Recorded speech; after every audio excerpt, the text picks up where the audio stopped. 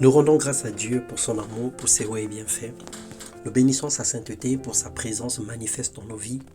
Parce que la Bible déclare, car je connais les projets que j'ai formés sur vous, dit l'Éternel, projets de paix et non de malheur, afin de vous donner un avenir et de l'espérance.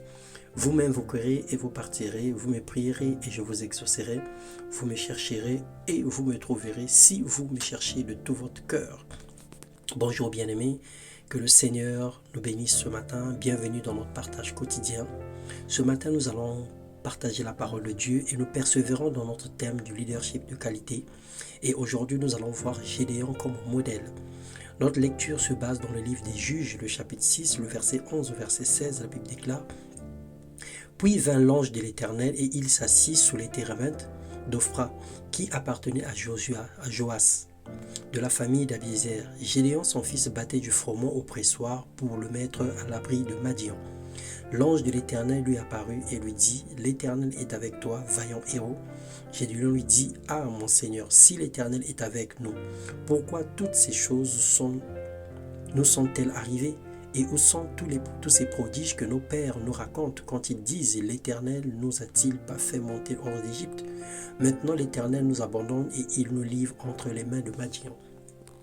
L'Éternel se tourna vers lui et lui dit: Va avec cette force que tu as et délivre Israël de la main de Madian. N'est-ce pas moi qui t'envoie? Gédéon lui dit: Ah, mon Seigneur, avec quoi délivrerai-je Israël? Voici, ma famille est la plus pauvre en Manassé et je suis le plus petit dans la maison de mon père.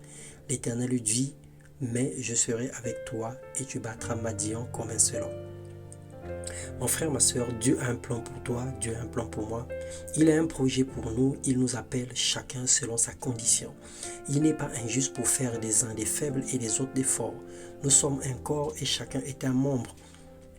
La main ne peut pas se vanter en disant qu'elle est plus importante que l'œil, ni la bouche plus importante que les oreilles. Chacun a une place et un rôle à jouer dans le plan divin.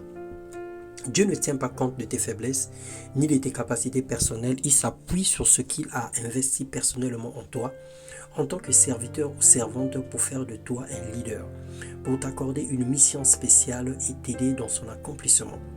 Il n'y a rien qui est méconnu de Dieu. Lorsqu'il t'appelle ou te désigne, il sait les capacités qu'il a mises en toi, pour que tu sois la personne idéale à accomplir la mission.